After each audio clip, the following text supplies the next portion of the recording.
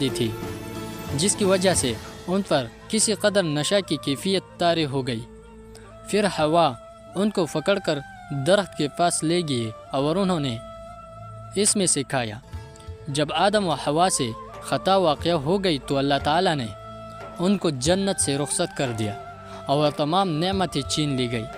ان کو ان کے دشمن ابلیس اور سام کے ساتھ زمین کی طرف اتار دیا اور فرمایا، اب تم سب یہاں سے اتر جاؤ، تم ایک دوسرے کے دشمن ہو اور تمہیں ایک خاص وقت تک زمین میں ٹھہرنا اور وہی گزر بسر کرنا ہے۔ سورۃ البقرہ آیات نمبر 32۔ علامہ متقدمین مندرج بالا آیات کی تفسیر میں لکھتے ہیں کہ تم ایک دوسرے کے دشمن ہو، اس سے مراد آدم و حوا، ابلیس اور سام ہیں۔ ابن عباس رضی اللہ تعالیٰ عنہ بھی کہتے ہیں کہ اس سے مراد آدم و حوا، ابلیس اور سام ہیں۔